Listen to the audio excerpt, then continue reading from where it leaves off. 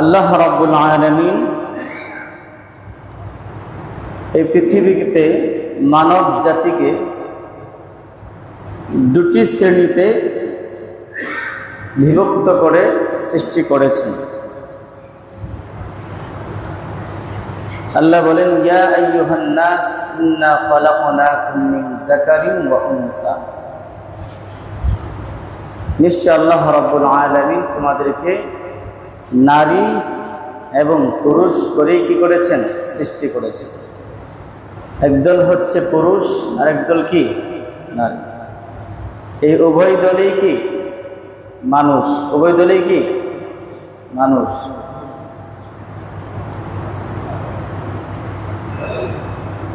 এই দুই দলের মধ্যে যে এক জাতি আছে নারী, এই নারী জাতিকে আল্লাহ রাব্বুল আলামিন বা ইসলাম সর্বোচ্চ মর্যাদা দান করেছে। ইসলাম ধর্ম ছাড়া পৃথিবীতে আরো যত ধর্ম আছে, তন্ত্র মন্ত্র আছে, অন্য ধর্মগুলো নারীদেরকে যতটুকু না সম্মান মর্যাদা দিতে পেরেছে, সবচেয়ে বেশি নারী জাতিকে সম্মান মর্যাদা নিরাপত্তা দিয়েছে ইসলাম। এবং জীবনের প্রতিটি ক্ষেত্রে কখনো সন্তান হিসেবে, কখনো বোন হিসেবে, কখনো স্ত্রী হিসেবে, কখনো মা হিসেবে নারীদেরকে আল্লাহ রাব্বুল আলামিন কি করেছেন? সম্মানিত করেছেন। এই ইসলামই একমাত্র ধর্ম, যে ধর্ম নারীদেরকে সর্বাধিক অধিকার দিয়েছেন, সর্বাধিক সম্মান আর ইজ্জত দান করেছেন।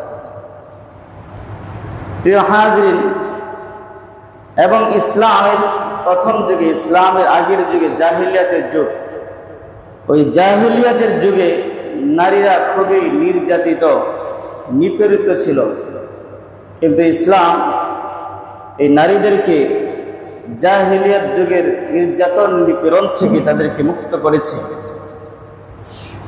কিন্তু বড়ই দুঃখ এবং আফসোসের বিষয় হচ্ছে, বর্তমান সময়ের কিছু তথাকথিত নারীবাদীরা নারী স্বাধীনতার নামে নারীদেরকে অলঙ্গপনা, বেহায়াপনা এবং নষ্টামির দিকে তাদেরকে এগিয়ে নিয়ে যাচ্ছে। কথা বলেন ঠিক কি? তাদেরকে বিভিন্ন কৌশলে, ছলে বলে কৌশলে তাদেরকে স্বাধীনতার নাম দিয়ে, প্রিয় হাজরিন, বিভিন্ন অমুসলিম রাষ্ট্রগুলোর মতো মুসলিম রাষ্ট্রগুলোতেও যাতে করে নারী পুরুষ অবাধে মেলামেশা সহ ফ্রি মিক্সিংয়ের মতো কাজ করে, এই দিকে নারীদেরকে কি করা হচ্ছে? উৎসাহিত করা হচ্ছে। আর এর মূল কারণ হচ্ছে নারীদেরকে কিভাবে মানুষের ভোগ্য বস্তু হিসেবে উপস্থাপন করা যায়। আপনি দেখবেন নারীদেরকে বিভিন্ন ধরনের ফ্রিজের অ্যাডভার্টাইজ দিচ্ছে, বিজ্ঞাপন দিচ্ছে। এই ফ্রিজের সাথে নারীর সম্পর্ক, নারীর সম্পর্ক হইতে পারে যদি একটা গলার অলংকার হয়, চেইন হয়, সেখানে যদি নারীর গলায় একটা গলার চেইন লাগায় যদি সেটা অ্যাডভার্টাইজ দেয়, আচ্ছা সুন্দর দেখাচ্ছে, বোঝা যায়। ফ্রিজের সাথে নারীর সম্পর্ক। আপনি একটা এসির অ্যাডভার্টাইজ দিবে, সেখানে নারীর সম্পর্ক। এরকম ভাবে প্রিয় হাজির, নারীদের সাথে এমন অনেক জিনিস আছে যেগুলো তাদের সাথে কেমন সম্পর্ক নাই, তাদেরকে দিয়ে অ্যাডভার্টাইজ দেয়, বিজ্ঞাপন দেয়। এর কারণ কি? এর দ্বারা উদ্দেশ্য হলো নারীদেরকেও কি মানুষের উপভোগ্য বস্তু হিসেবে উপস্থাপন। ইসলামের পূর্বে নারীদের অবস্থানটা কি ছিল সেটা আমাদের জানা দরকার। ইসলামের পূর্বে জাহিলিয়াত যুগে নারী জাতি ছিল খুবই উপেক্ষিত, নির্যাতিত, নিপীড়িত। তাদের যেমন ছিল না কোনো মর্যাদা সম্মান, তেমনি তাদের কোনো অধিকারও ছিল না। প্রিয় হাজির, তাদেরকে ভোগ্য বস্তু বা যেরকম ভাবে আমরা পণ্য, ব্যবসায়িক পণ্য মনে করি, তাদেরকে এরকম ভাবে প্রিয় হাজরিন ব্যবসায়িক পণ্য মনে করা হয়। যখন তখন ইচ্ছে করলেই তাদেরকে হাত বদল করা যেত, মানে কেনাবেচা করে ফেলত, এরকম একটা অবস্থা ছিল। ইসলাম আসার আগে আরবদের মধ্যে নারীদের সম্পর্কে তাদের ধ্যান ধারণা কেমন ছিল? যখনই আরবদের কাহারো ঔরসে কোনো কন্যা সন্তান জন্মগ্রহণ করত, তাহলে তাদের নাক মুখ চেহারা কালো হয়ে যেত। লজ্জায় কিভাবে মানুষকে চেহারা দেখাবে, এই কারণে তারা খুবই এটা অসম্মানের, অমর্যাদার কারণ মনে করত। এমনকি এই কারণে অনেক সময় এই বাচ্চাদেরকে, মেয়ে বাচ্চাদেরকে জীবন্ত পুঁতে রাখা হইত, জীবন্ত কবরস্থ করে দিয়ে বলতো, শুধু মনে করত যে এটা অসম্মানের কারণ, অমর্যাদার কারণ। আল্লাহ রাব্বুল আলামিন বলেন, وَإِذَا بُشِّرَ أَحَدُهُم بِالْأُنثَى ظَلَّ وَجْهُهُ مُسْوَدًّا وَهُوَ كَظِيمٌ يَتَوَارَى مِنَ الْقَوْمِ مِنْ سُوءِ مَا بُشِّرَ بِهِ أَيُمْسِكُهُ عَلَى هُونٍ أَمْ يَدُسُّهُ فِي التُّرَابِ أَلَا سَاءَ مَا يَحْكُمُونَ। আল্লাহ বলেন, ওয়াইদা বুশিরা আহাদুহুম বিল উনসা, যখনই তাদের কাউকে মেয়ে সন্তান জন্মগ্রহণ করেছে এই সুসংবাদ দিত, সাথে সাথে যাল্লা ওয়াজহুহু মুসওয়াদ্দান ওয়া হুয়া কাযীম, তাদের চেহারাটা কালো হয়ে যেত। লজ্জা, মেয়ে হয়েছে এই কারণে কি তাদের চেহারা কালো হয়ে যেত, এবং তারা মনে মনে খুব দুঃখ কষ্ট পাইত, হায় রে মেয়ে হয়েছে, এই জন্য তারা কি খুব দুঃখ পাইত। এই কারণে তারা কি করত, ইয়াতাওয়ারা মিনাল কওমি মিন সুই মা বুশিরা বিহি আয়ুমসিকুহু আলা হুনিন আম ইয়াদুসসুহু ফিত তুরাব। এর কারণে তারা এই লজ্জা থেকে বাঁচার জন্য হয়তো নিজেরা নিজেকে অনেক তিরস্কার করত, আর অথবা ওই মেয়েদেরকে জীবন্ত পুঁতে ফেলত। নাউযুবিল্লাহ। এটি হলো ইসলামের আগের যুগের কাহিনী, নারীদেরকে নিয়ে। হিন্দু সম্প্রদায় নারীদের সাথে কেমন আচরণ করত? ইদানিংকালে কিছু পরিবর্তন হয়েছে। আগের যুগে হিন্দুরা যদি কোনো স্ত্রীর, হিন্দু মহিলার স্বামী মারা যেত, তাহলে ওই স্বামীর সাথে তাকেও কি করা হইতো, সতীদাহ, যেটাকে সতীদাহ প্রথা ছিল, মানে স্বামীর সাথে তাকে পরিয়ে ফেলা হইতো। এই ছিল নারী জাতির সাথে হিন্দুদের আচরণ। বৌদ্ধ সম্প্রদায়, তারা নারীদেরকে বলা হতো মানুষের জন্য প্রলোভনের যতগুলো ফাঁদ বিস্তার করে রেখেছে, তার মধ্যে নারীরাই হলো সবচেয়ে বিপজ্জনক। নারীদের ব্যাপারে তাদের চিন্তাধারা হচ্ছে বৌদ্ধ ধর্মের, মানুষের জন্য প্রলোভনের, লোভের যতগুলো ফাঁদ বিস্তার করে রাখা হয়েছে, তার মধ্যে নারীরাই সবচেয়ে এগিয়ে। নারীদেরকে নিয়ে তাদের এই সমস্ত ধ্যান ধারণা।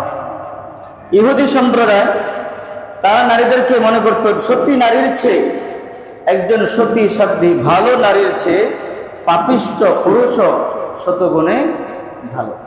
তাহলে বোঝা গেল নারীদেরকে তারা কি পুরুষের মতো মানুষই মনে করত না। খ্রিস্টান সম্প্রদায়, তারা মনে করে নারীরাই নরকের প্রবেশদ্বার। নরক অর্থ কি? জাহান্নাম। অর্থাৎ প্রবেশদ্বার হইলে জাহান্নামে যাওয়ার একমাত্র কারণেই কে? এটা কাদের ধ্যান ধারণা? খ্রিস্টানদের। এমনি হল চীন সভ্যতা, ওই চীনের এক মহিলা, তারা বলেছে মানব সমাজে নারীদের স্থান সর্বনিম্ন। ও দৃশ্যের কি নির্মম পরিহাস, নারী সর্বাপেক্ষা হতভাগ্য প্রাণী, জগতে নারীর মতো নিকৃষ্ট আর কিছুই নেই। গ্রিক সম্প্রদায়, তারা বলেছে নারী জগতে বিশৃঙ্খল ও ভাঙ্গনের সর্বশ্রেষ্ঠ উৎস। পৃথিবীতে যত ভাঙ্গন হয়, যত মারামারি, কাটাকাটি, ঝগড়াঝাটি হয়, এই সবগুলোর মূলেই কে বলছে? গ্রিক সম্প্রদায়।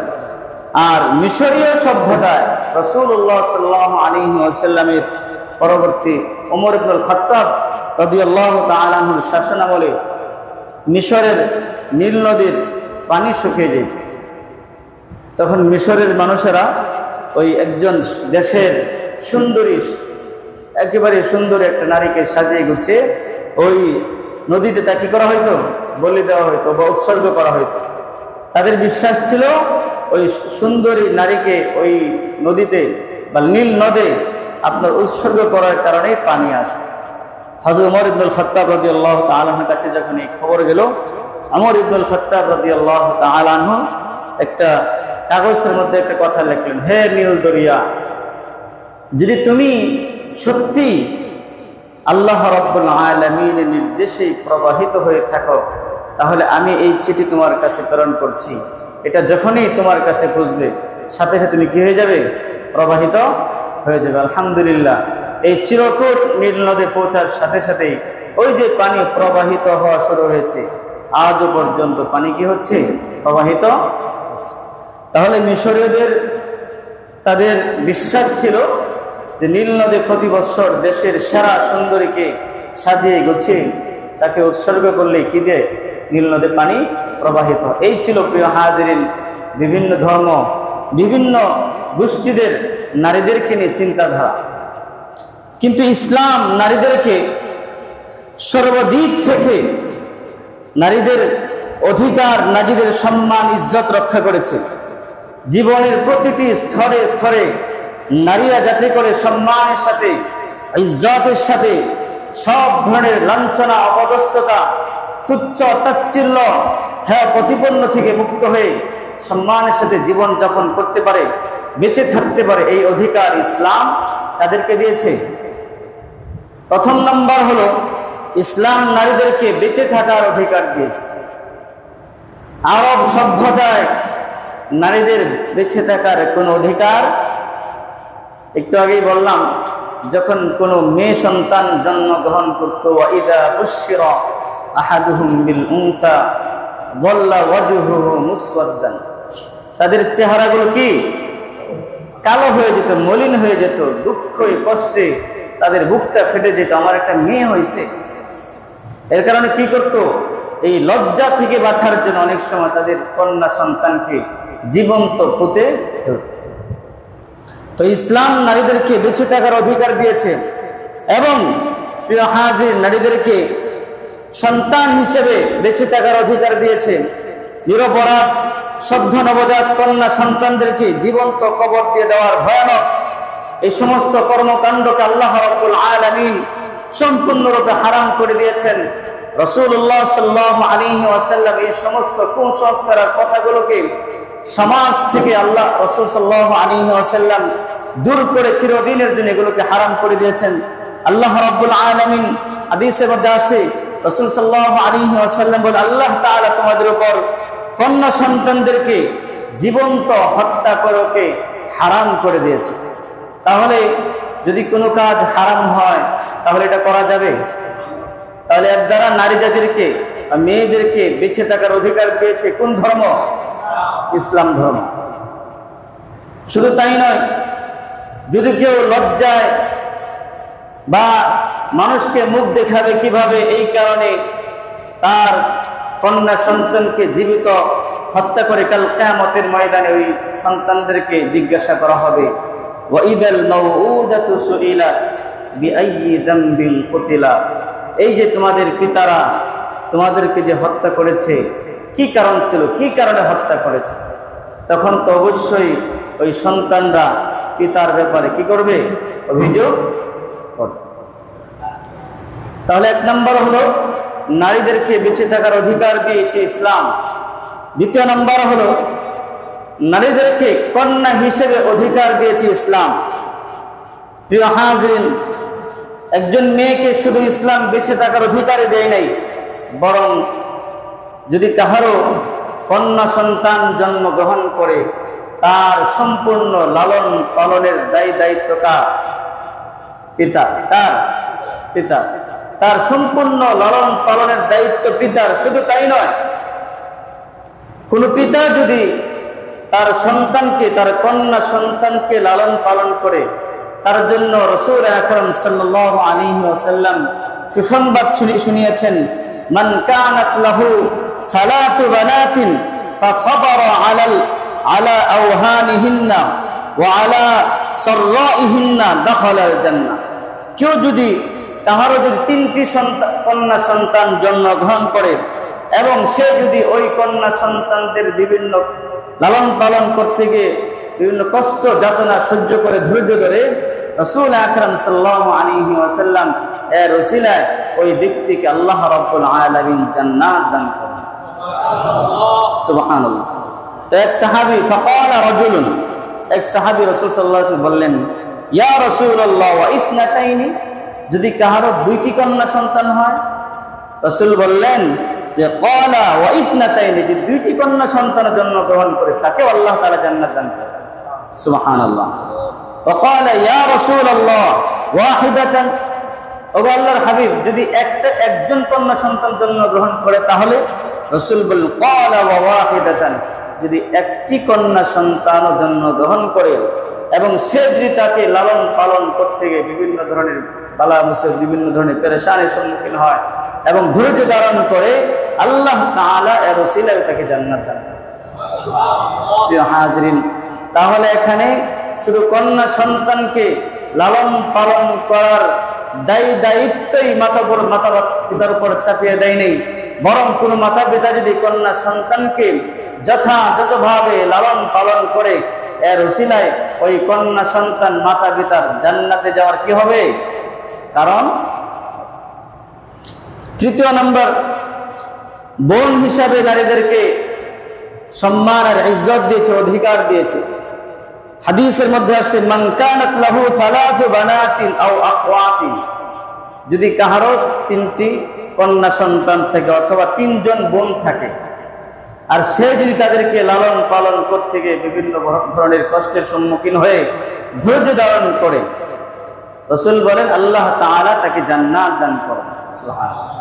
যে 2 জন হয় তাকেও জান্নাত দান করবেন। যদি 1 জন হয়, যে 2 জন বোন থাকে এবং তাদেরকে সুন্দরভাবে দায়িত্বের সাথে লালন পালন করে ভালো পাত্র দেখে বিবাহ শাদী দেয়, তাহলে রাসূল বলেন এর ওসিলায় আল্লাহ রাব্বুল আলামিন তাকে জান্নাত দান করবেন।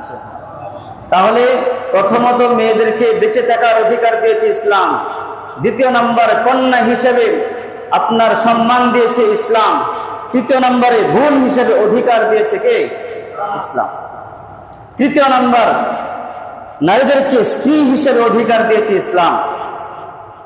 যতদিন পর্যন্ত এই মেয়েরা মা বাবার কাছে থাকবে, ভাইদের কাছে থাকবে, ততদিন পর্যন্ত বাপ ভাইয়ের দায়িত্ব থাকবে। যখন বিয়ে হয়ে যায় দায়িত্ব চলে যায় কার উপর? স্বামীর উপর। শুধু তাই নয় প্রিয় হাজিরিন, যখন বিয়ে শাদী হবে তখন পুরুষের উপর একটা জিনিস চিন্তা করেন, মানুষের শারীরিক চাহিদা যেরকম পুরুষের আছে ঠিক এরকম ভাবে নারীদেরও আছে, কিন্তু আল্লাহ তাআলা মোহর দেওয়ার এটা দায়িত্ব দিয়েছে কার উপর? পুরুষের উপর। আল্লাহ বলেন ওয়া আতুন নিসা আসাদকাতিহিন্না নিহলা, তোমরা তোমাদের স্ত্রীদের মোহরকে সুন্দরভাবে আদায় করে দাও। তোমরা তোমাদের স্ত্রীদের মোহর সুন্দরভাবে আদায় করে দাও। প্রিয় হাজিরিন, এমনি ভাবে আল্লাহ রাব্বুল আলামিন কোরআন কারীমের মধ্যে বলেন তোমরা তোমাদের স্ত্রীর সাথে আচরণ কেমন করবে? ওয়া আশিরুহুন্না বিল মা'রুফ, তোমরা তোমাদের স্ত্রীদের সাথে সুন্দর আচরণ করো। হাদিসের পক্ষে রাসূল সাল্লাল্লাহু আলাইহি ওয়াসাল্লাম বলেন আলা ওয়াস্তাউসু বিন নিসাই খায়রান, আমি তোমাদেরকে স্ত্রী লোকদের সম্পর্কে উত্তম আচরণের আদেশ দিচ্ছি, সুতরাং তোমরা এই উপদেশ গ্রহণ বলেন। তাহলে ইসলাম নারীদেরকে এখানে স্ত্রী হিসেবে কি দিয়েছে?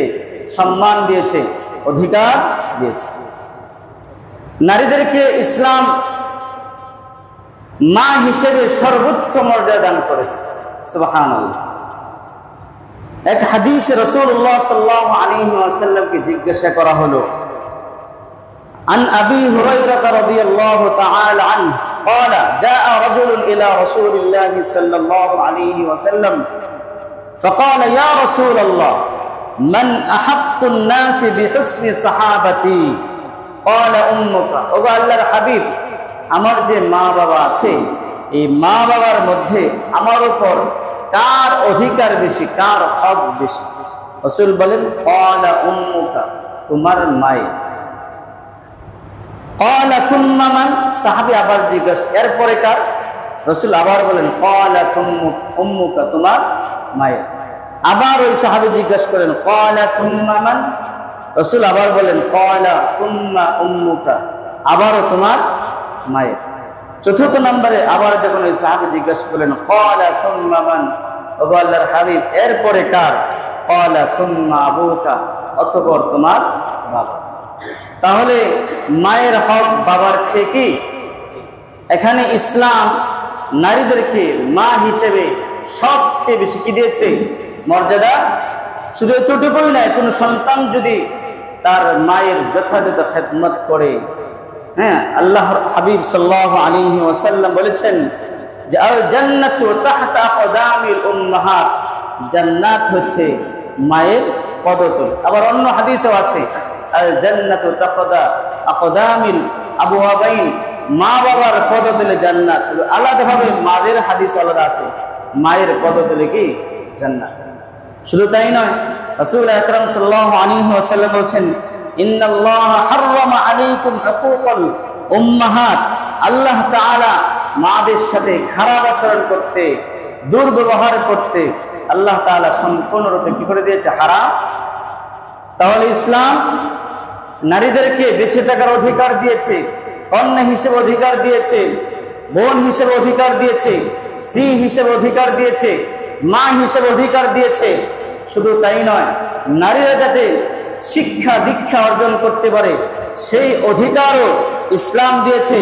প্রিয় হাজির, শরীয়ত ইসলাম পালন করা যেমনিভাবে পুরুষদের জন্য জরুরি, নারীদের জন্য নামাজ পড়া পুরুষদের উপর যেরকম ফরজ, নারীদের উপর ফরজ। রোজা, হজ, যাকাত পুরুষের উপর যেমন ফরজ, নারীদের উপর ফরজ। এরকম ভাবে ভালো আচার আচরণ করা পুরুষদের জন্য যেরকম জরুরি, নারীদের জন্য ঠিক এরকম জরুরি। এখন কোনো ব্যক্তি যদি শরীয়ত সম্মতভাবে তার জীবনকে পরিচালনা করতে চায়, দ্বীনি ইলম, দ্বীনি জ্ঞান ছাড়া সম্ভব না, অসম্ভব। বলেন, দ্বীনি জ্ঞান যদি না থাকে, নামাজের জ্ঞান যদি না থাকে, যাকাত কিভাবে আদায় করে সেই জ্ঞান যদি না থাকে, হজ কিভাবে করবে সেই জ্ঞান যদি না থাকে, তাহলে সেগুলো সে করতে পারবে? এই জন্য দ্বীন পালনের জন্য প্রথম শর্ত কি? দ্বীনি জ্ঞান থাকা। তো আল্লাহর হাবিব সাল্লাল্লাহু আলাইহি ওয়াসাল্লাম হাদিসের মধ্যে বলেন তালাবুল ইলমি ফরিদাতুন আলা কুল্লি মুসলিম, প্রতিটি নর নারী, নারী পুরুষ সকলের উপর দ্বীনি ইলম অর্জন করা। তাহলে পুরুষরা যেরকম ভাবে দ্বীনি শিক্ষা অর্জন করবে, নারীরাও ঠিক এরকম ভাবে দ্বীনি শিক্ষা। তাহলে নারীদেরকে দ্বীনি শিক্ষা অর্জন করার অধিকার দেওয়া হয়েছে কিনা? কিন্তু ইসলাম পূর্বে জাহিলিয়ত যুগে নারীদের শিক্ষা অর্জন করার কোন অধিকার। রাসূলুল্লাহ সাল্লাল্লাহু আলাইহি ওয়াসাল্লাম তার স্ত্রীদেরকে হস্তলিপি, হাতের লেখা শেখানোর ব্যবস্থা করেছেন। শুধু তাই নয়, আম্মা জান আয়েশা রাদিয়াল্লাহু তাআলা আনহা সাহাবীদের মধ্যে অন্যতম বড় ফকিহ ছিলেন, মুফতি ছিলেন, কোরআনের জ্ঞানী ছিলেন। আম্মা জান আয়েশা রাদিয়াল্লাহু তাআলা আনহা, যারা নাকি যে সমস্ত সাহাবা একরাম হাদিস বর্ণনা করেছেন, কেউ 100 হাদিস বর্ণনা করেছেন, কেউ 200 হাদিস বর্ণনা করেছেন, আম্মা জান আয়েশা রাদিয়াল্লাহু তাআলা আনহা অনেক সাহাবের তুলনায় তিনি অনেক বেশি হাদিস বর্ণনা করেছেন। সুবহানাল্লাহ। তাহলে নারীরা শিক্ষা অর্জন করবে, এই অধিকার ইসলাম।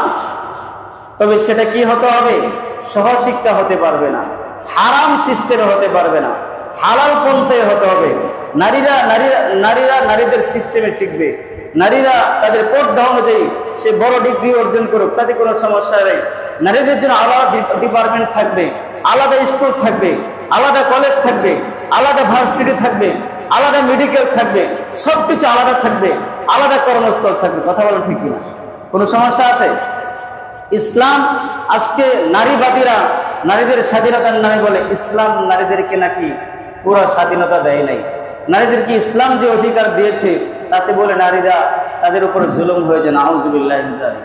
এই বলে যদি ইসলাম কখনোই বলে নাই, কোনো আলেম ওলামা কেউ বলে নাই নারীরা শিক্ষা অর্জন করতে পারবে না। ইসলাম এই কথা বলে, আলেমরা এই কথা বলে যে সহশিক্ষার নামে যে অবাধ মেলামেশা, ফ্রি মিক্সিং, যে উল্টা পাল্টা উলঙ্গপনা বেহাপনা নষ্টামি শুরু হয়েছে, সেই ব্যাপারে ইসলাম সবসময় বিরোধিতা করেছে। আলেম ওলামার বিরুদ্ধে কথা বলেন ঠিক কি? কখনো শিক্ষার ব্যাপারে ইসলাম বিরোধিতা করে? মেয়েদের ডাক্তার হওয়ার প্রয়োজন আছে কিনা, মেয়েরা টিচার শিক্ষক শিক্ষিকা হওয়ার প্রয়োজন আছে কিনা? আছে, কিন্তু সিস্টেম মতো হইতে হবে, তাদের জন্য আলাদা সবকিছু থাকবে। প্রিয় হাজরিন, এমনিভাবে নারীদেরকে ইসলাম সম্পদের অধিকার দিয়েছে। কিসের অধিকার? সম্পদ। আল্লাহ রাব্বুল আলামিন বলেন, লিযযাকারি মিসলু হাদ্দিল উনসায়াইন, দুইজন নারী একজন পুরুষের সমান সম্পদ পাবে। যদি দুই ভাই বোন থাকে, তাহলে প্রিয় হাজির, এক ভাই পাবে 3টা ভাগ হবে, 2 ভাগ পাবে কি এক ভাই, আর এক ভাগ পাবে কি এক বোন। তাহলে পুরুষ পাবে, নারী পুরুষের তুলনায় অর্ধেক পাবে। কিন্তু প্রিয় হাজির, শুধুমাত্র এই একটা কথা নিয়ে নারীবাদীরা ওরা তো আসলে কোনোভাবে ইসলামের দৃষ্টি নিয়ে কোনোভাবেই কথা বলে না। সবগুলো হলো নাস্তিককরণ অধিকারী। এই সমস্ত যারা নারী স্বাধীনতার নামে কাজ করে, সবগুলো নাস্তিককরণ নিয়ে কাজ করে। ওরা শুধু এতটুকুই দেখছে যে আল্লাহ তাআলা কোরআন এখানে নারীদেরকে পুরুষের অর্ধেক দিয়েছে, কিন্তু আরো যে অনেক বিস্তারিত আছে। এখন বলেন, কোনো বাবার শুধুমাত্র একটা কন্যা সন্তানই আছে, কোনো ছেলে নেই, তখন কি হবে? আল্লাহ তো কোরআনে বলছে যে ছেলে থাকে মেয়ে থাকে, তখন কি হবে? যখন ছেলে থাকে মেয়ে থাকে, তখন মেয়ে ছেলের তুলনায় কি পাবে? অর্ধেক পাবে। শুধু আল্লাহ এখানে বলছে, কিন্তু কারো মনে করেন ছেলে নাই, শুধু কি আছে? মেয়ে আছে। অথবা প্রিয় হাজির, 2টা মেয়ে আছে, 3টা মেয়ে আছে, তখন তো তারা বেশি পাইতেছে, তখন তো আর কি পাইতেছে না। এরকম ভাবে অনেক ক্ষেত্রে দেখা যায় এই মিরাসের যে বিষয়টা, আপনার উত্তরাধিকার সূত্রে সম্পদ ভাগাভাগির বিষয়টা অনেক লম্বা এবং অনেক গুরুত্বপূর্ণ একটা বিষয়। এটা নিয়ে আমাদের মাদ্রাসায় আলাদা একটা কিতাবই পড়ানো হয়, যে কিতাবের নাম হলো সিরাজি। এখানে আপনার শুধু মিরাজ নিয়ে আলোচনা হয়। কাহারো 1 ভাই আছে, 3 বোন আছে, কিভাবে ভাগ হবে? কাহারো 3 ভাই আছে, 1 বোন আছে, কিভাবে ভাগ হবে? মা থাকলে বাবা থাকলে কিভাবে ভাগ হবে? এই সম্পূর্ণ আলোচনা ওই জায়গায় আছে। এই শুধুমাত্র তারা একটা বিষয় নিয়ে, যে নারী পুরুষের তুলনায় কিভাবে অর্ধেক পাবে, এখানে ইসলাম জুলুম করেছে নাকি নারীদেরকে যথাযথ সম্পদ দেয় নাই, সমান অধিকার দেয় নাই, সুতরাং ইসলাম নারীদের উপর জুলুম করছে। প্রিয় হাজরিন, এই প্রশ্ন অনেকেই করে থাকে, আর অনেকগুলো উত্তর আছে যে ইসলাম নাকি নারীদেরকে জুলুম করেছে সম্পদের দিক থেকে। এর প্রথম নম্বর কথা হলো, আল্লাহ রাব্বুল আলামিন যে বিধান দিয়েছেন, সেই বিধান মাথা পেতে মেনে নিতে হবে, সেটা যেরকমই হোক। কথা বলেন ঠিক কিনা? আল্লাহ বলেন, তিলকা হুদুদুল্লাহ ওয়া মান ইউতিইল্লাহা ওয়া রাসূলাহু ইউদখিলহু জান্নাতিন তাজরি মিন তাহতিহাল আনহার খালিদিনা ফিহা ওয়া যালিকাল ফাওজুল আযীম। ওটাই হলো আল্লাহ তাআলার বিধান।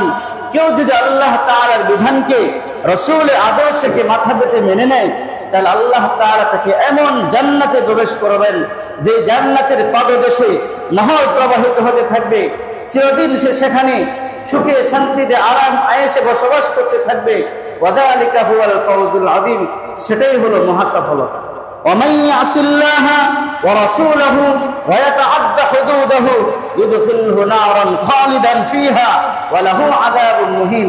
আর যারা নাকি বেশি বুঝবে, বেশি বুঝে যুক্তি তুলে ধরবে, এটা হলো না কেন, এমনটা হলো না কেন, এই সমস্ত কথা বলে বলে ইসলামকে প্রশ্নের সম্মুখীন করবে, মানুষের মধ্যে বিভ্রান্ত তৈরি করবে, ফিতনা সৃষ্টি করবে, এদেরকে আল্লাহ রাব্বুল আলামিন এমন জাহান্নামে প্রবেশ করাবেন, যেই জাহান্নাম হবে খুবই যন্ত্রণাদায়ক শাস্তি, যেখানে খুবই লাঞ্ছনাদায়ক শাস্তি দেওয়া হবে, চিরদিন তারা সেখানে বসবাস করবে। প্রিয় হাজির, তাহলে 1 নম্বর কথা যেটা, সেটা হলো ইসলাম যা বলেছে সেটা অবশ্যই আমার যুক্তিতে ধরুক আর না ধরুক, সেটা আমাকে মেনে নিতেই 1 নম্বর কথা। যদি কেউ মেনে না নেয়, তাহলে তার ঈমানও থাকবে না। 2 নম্বর, আল্লাহ তাআলা কোরআনে বলছেন, লিযযাকারি মিসলু হাদ্দিল উনসায়াইন, নারীদেরকে পুরুষের অর্ধেক সম্পদ দেওয়া হয়েছে। নারীদেরকে যদিও অর্ধেক সম্পদ দেওয়া হয়েছে, কিন্তু নারীদেরকে কোনো ধরনের দায়িত্ব দেওয়া হয়েছে? সন্তান লালন পালনের, সন্তানের খরচাদি, মা বাবার খরচাদি, হ্যাঁ, বিভিন্ন ধরনের খরচাদি, অমুক খরচাদি, তমুক খরচাদি, কোনো ধরনের দায়িত্ব কি নারীদেরকে দেওয়া হয়েছে? কিন্তু পুরুষের সন্তান, স্ত্রী সন্তানদেরকে ভরণ পোষণ দিতে হবে, মা বাবাকে ভরণ পোষণ দিতে হবে, আত্মীয় স্বজনের ভরণ পোষণ দিতে হবে, গরিব মিসকিনকে দিতে হবে, বিভিন্ন ধরনের দায়িত্ব একদিন পুরুষকে দেওয়া হয়েছে। প্রিয় হাজির, বলেন এখন পুরুষকে দেওয়া হয়েছে, পুরুষকে 100 টাকা দেওয়া হয়েছে আর নারীকে 50 টাকা দেওয়া হয়েছে। পুরুষ 100 টাকা পেয়ে 100 টাকায় অমুকের পিছনে তমুকের পিছনে খরচ করতে করতে সব শেষ, আর নারীকে কোন দায়িত্ব দেওয়া হয় নাই। যদি 50 টাকা দেওয়া হয়েছে, 50 টাকায় তার কি জমা রইল? তা এখন লাভবান কে হইল, পুরুষ না নারী? তাহলে আল্লাহ রাব্বুল আলামিন এখানে কি নারীদের উপর জুলুম করেছেন সম্পদ ভাগ করতে গিয়া? যেরকম একটা উদাহরণ দেই, বাবা তার ছেলে মনে করেন বড়, মেয়ে ছোট, তো ছেলে মেয়ে নানার বাড়িতে বেড়াতে যাবে, তো ছেলের হাতে 100 টাকা দিছে, মেয়ের হাতে 50 টাকা দিছে, দিয়া ছেলেকে বলে দিছে, এই যে আমার মেয়ে ডেকে নিয়ে যাইবা, তোমার বোনকে নিয়ে যাবা, রাস্তাঘাটে যদি কিছু খাইতে চায় কিছু খাওয়াইবা, আর রাস্তার আসা যাওয়ার ভাড়া কিন্তু 100 টাকা দিয়ে দিবা। এখন তো সে প্রিয় হাজির রাস্তায় গিয়ে বোন কান্নাকাটি করতে, চকলেট কিনে দিছে, মজা কিনে দিছে, আসা যাওয়ার ভাড়া দিছে, ফিরে এসে মনে করেন ছেলের হাতে মনে করেন 100 টাকা বাবা দি, তার হাতে মনে করেন 50 টাকা ছিল, সে 50 টাকা কিনেছে, 100 টাকা খরচ হয়েছে, তার হাত থেকে আরো কত খরচ হয়েছে? 50 টাকা খরচ। আর বোনের হাতে 50 টাকা দিছিল তার বাবা, 50 টাকা খরচ হয়েছে। যেরকম দিছিল এরকমই, ঠিক এরকম ভাবে ইসলাম পুরুষদেরকে যদিও 1 ভাগ দিয়েছে, নারীদেরকে অর্ধেক দিয়েছে, কিন্তু প্রিয় হাজিরিন, নারীদেরকে অর্ধেক দিয়ে ইসলাম জুলুম করে নাই, বরং যথাযথই করেছে। পুরুষদেরকে 1 ভাগ দেওয়ার পরে অনেক ধরনের দায়িত্ব তার উপর চাপিয়ে দেওয়া হয়েছে। অনেকে দেখবেন স্ত্রীর উপর যাকাত ফরজ হয়েছে। স্ত্রীর উপর কি মনে করেন স্ত্রীর কাছে অলংকার আদি সহ, টাকা পয়সা সহ 5 লক্ষ টাকা তার কাছে আছে, এই 5 লক্ষ টাকার যাকাত কে দিবে? স্বামী না স্ত্রী? কিন্তু দেখা যায় ওই স্ত্রীর পক্ষ থেকে স্বামী আদায় করে, তার কাছে টাকা 2 লক্ষ টাকা জমানো আছে, তারপরেও একটা জিনিস কিনবে, তার টাকা দিয়ে কিনে, স্বামীর টাকা দিয়ে কিনে, কোনো জিনিস করতে চাইলে সেই স্বামীর টাকা দিয়ে করে। তাহলে প্রিয় হাজরিন, ইসলাম নারীদেরকে অর্ধেক দিয়ে জুলুম করেছে নাকি যথাযথই করেছে? তাহলে সম্পদের মাধ্যমে কোনোভাবেই ইসলাম নারীদেরকে উপর কি করে নেই? জুলুম। আসলেই তারা কি করে না, এভাবে বোঝে না। মূলত হলো এক ধরনের ফিতনা তৈরি করা, এক ধরনের বিশৃঙ্খলা তৈরি করা, সমাজে উশৃঙ্খলা তৈরি করাই হলো তাদের মূল কাজ। আরেকটি বিষয় হলো, বোন হিসাবে অনেকে আছে, বাবা মারা গেছে, সম্পদ রেখে গেছে, এখন বোনদেরকে ঠকায়। এটা শুধুমাত্র যে দুনিয়াদাররাই ঠকায় এরকম না, অনেক দিনদাররাও আছে, 5 ওয়াক্ত নামাজি হাজী সাহেব, মাশাআল্লাহ, অনেকে মানুষ হয়ে ভালো জানে, কিন্তু বোনের যে হক আছে সেই হক ঠিক মতো আদায় করে না। তার বোন যতটুকু সম্পদ পায় ততটুকু সম্পদ সে আদায় করে দেয়। আবার জাহেলিয়াত যুগে একটা প্রথা ছিল, নারীরা এসে ভাইয়ের কাছে তার সম্পদ, তার অধিকার চাইবে, এটাকে লজ্জা করবো না হয়তো, কিরে বাবার বাড়ির জমি নিতে আইসস, বাবার বাড়ির অংশ নিতে আইসস, এইভাবে তুচ্ছ তাচ্ছিল্য করে। ছেলে যদি বাবার সন্তান হয়ে বাবার সকল সম্পদ ভোগ করার অধিকার রাখে, তাহলে মেয়ে হয়ে কেন তার পাওনা অর্ধেক ভোগ করার অধিকার থাকতে পারে না? কথা বলেন ঠিক কিনা? আবার অনেকে আছে, যদি বোনে অধিকার নিতে আসে, তার অংশ নিতে আসে, অংশ নিয়ে যাওয়ার পরে আর ভাই তাদের সাথে কোনো ধরনের সহায় সম্পর্ক রাখে। হাজিরিন, যদিও দুনিয়ার হাইসেদি কোনোভাবে কোনো কৌশল অবলম্বন করে বোনদের সম্পদকে আত্মসাৎ করা হয়, ছলে বলে কৌশলে তাদেরকে এড়িয়ে যাওয়া হয়, কিন্তু দুনিয়াতে বেঁচে গেলেও আখিরাতে বাঁচার কোন সুযোগ থাকবে? তাহলে নারীদের যে অধিকার, বোনদের যে অধিকার, তাদের যতটুকু পাওনা আছে ততটুকু পাওনা অবশ্যই আদায় করে দিতে হবে। যদি এর মধ্যে কোনো গরমিল হয়, অবশ্যই আল্লাহ তাআলার কাছে জবাবদিহি করতে হবে। তাহলে ইসলাম নারীদেরকে সম্মান, ইজ্জত, নিরাপত্তা এবং অধিকার দিয়েছে কি দেয় নাই? কন্যা হিসেবেও দিয়েছে, বোন হিসেবেও দিয়েছে, স্ত্রী হিসেবেও দিয়েছে, মেয়ে হিসেবেও দিয়েছে, শিক্ষার দিকেও দিয়েছে, সম্পদের দিকেও কোনো দিকেই নারীদেরকে ঠকানো হয় নাই। সর্বশেষ বর্তমান সময় ইদানিংকাল আপনারা হয়তো জানেন, নাস্তিকবাদী নারীবাদীরা নতুন করে নেমে বসেছে নারীদের স্বাধীনতার নামে। তাদেরকে স্বাধীনতা দিতে হবে। স্বাধীনতা কি? এক নম্বর হলো জিনা ব্যভিচারকে শ্রমের মর্যাদা দিতে হবে। নাউজুবিল্লাহ মিন যালিক। তাহলে যারা জিনাকারী তাদেরকে শ্রমিক, আর যারা নাকি এই কাজে লিপ্ত হয় মহিলারা, তারা কি হবে? শ্রম। তারা শ্রম দিতেছে, যেহেতু তারা যারা শ্রমিকে তাদের শ্রমিক, আর যারা এখানে শ্রম দিয়ে তাদেরকে শ্রমের যথাযথ বৈধ দিতে হবে। নাউজুবিল্লাহ মিন যালিক। নারী স্বাধীনতার নামে তাদের প্রথম স্লোগান হচ্ছে, আপনারা দেখেছেন, যারা পতিতাবৃত্তি তাদেরকে স্বাধীনতা দিতে হবে, বৈধ দিতে হবে, তারা যেন তাদের মতো করে তারা তাদের দেহকে বিলিয়ে দিতে পারে। দ্বিতীয় নম্বর, তারা একটা আইন সেটা বাস্তবায়ন করতে, সেটা হলো বৈবাহিক দর্শন বন্ধে আইন করা। বৈবাহিক দর্শন কোনটা? আবার বৈবাহিক দর্শন হলো, মনে করেন কোনো সময় স্বামী চাইতেছে তার সাথে সঙ্গ দিবে, কিন্তু স্ত্রী চাইতেছে না। এখন যদি আপনার জোর করা হয়, তাকে বাধ্য করা হয়, টানাটানি করা হয়, টানা হেঁচড়া করা হয়, এটাকে তারা কি বলে? বৈবাহিক ধর্ষণ। নাউজুবিল্লাহ মিন যালিক। বলেন, বিবাহ করে কিসের জন্য? বিবাহ করে ধর্ষণ থেকে মুক্ত থাকার জন্য, জিনি ব্যবস্থা থেকে মুক্ত থাকার জন্য। এখন আমি আমার স্ত্রীকে বিয়ে করছি, আমি আমার যখন চাই তখন আমি তাকে পাবো, আমার চাহিদা পূরণ করব। এখন আমি আমার যদি একে টানা হেঁচড়া করি, তাকে জোর করবো, টেনে আনি, এটা যদি ধর্ষণ হয়ে যায়, তাহলে প্রিয় হাজর, বিবাহ করে লাভ থাকে। এখন তাদের হয়েছে বৈবাহিক কোনো ধর্ষণ করা যাবে না, অর্থাৎ তাদেরকে জোরপূর্বক, তাদের চিন্তাধারা হলো যেখানে তার মন চায় সেখানে তার চাহিদা পূরণ করবে, সেটা বৈবাহিক সূত্র হোক, অবৈবাহিক সূত্র হোক, বিবাহের মাধ্যমে হোক। এই জন্য তো দেখবেন প্রিয় হাজির, কোনো নারী পুরুষ যদি অবৈধ প্রেম করে দিনের পর দিন অবৈধ কাজ করে যাচ্ছে, এই ব্যাপারে সরকারে কোনো কাম আনে না, কোনো কিছু বলে না, আইনও কিছু করে না, তারা দুইজন তো মিলে গেছে। আর যদি ধর্ষণ করা হয় তখন সেটা কি হয়? বিচার হয়। প্রিয় হাজিরিন, যদি নারী পুরুষ বিবাহের আগে অবৈধ কাজ করে, জিনার কাজ করে, তার শাস্তি হবে কি হবে না?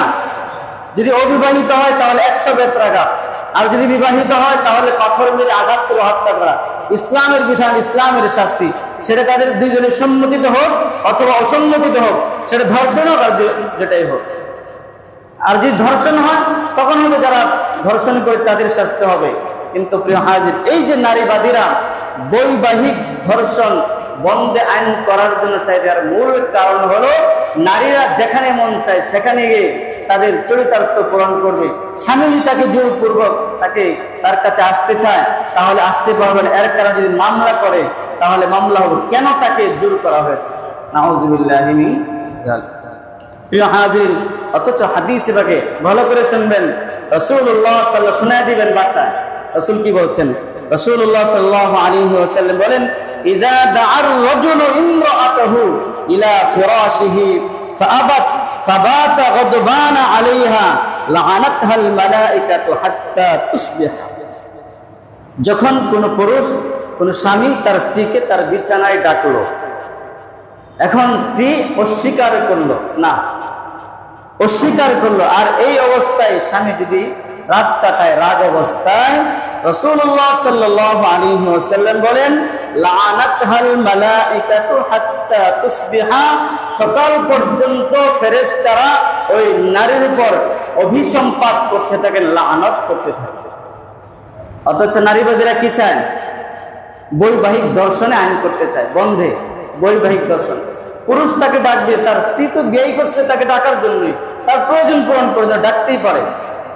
এমনি ভাবে অন্য হাদিসের মধ্যে আসছে, ওয়াল্লাযী নাফসি বিয়াদিহি মা মিন রাজুলিন ইয়াদউ ইমরাতাহু ইলা ফিরাশিহা ফাতাবা আলাইহি ইল্লা কানা আল্লাযী ফিস সামাই খাসাফাতান আলাইহা হাত্তা ইয়ারদা আলাইহা।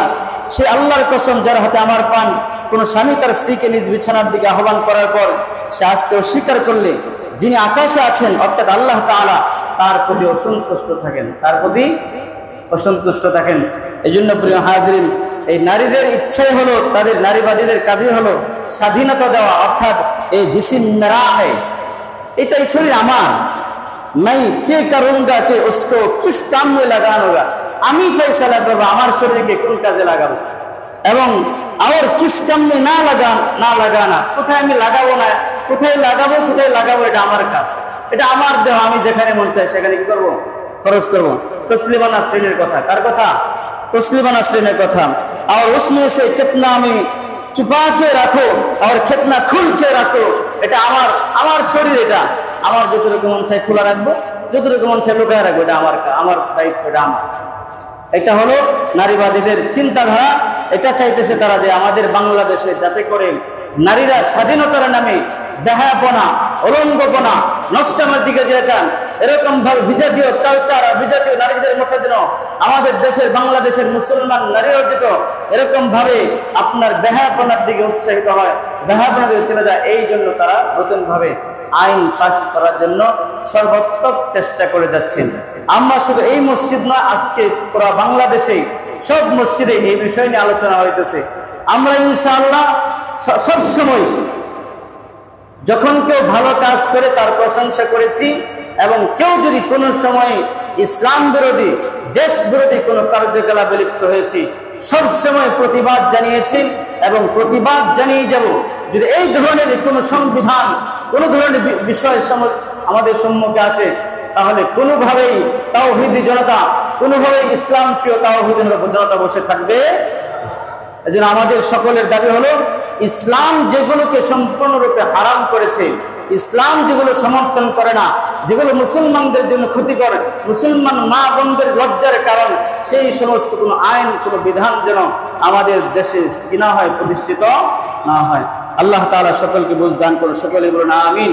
ওয়া আখিরু আলহামদুলিল্লাহি রাব্বিল আলামিন। আমরা যারা কবর জুম্মা 4 রাকাত আদায় করি, 4 রাকাত আদায় করি।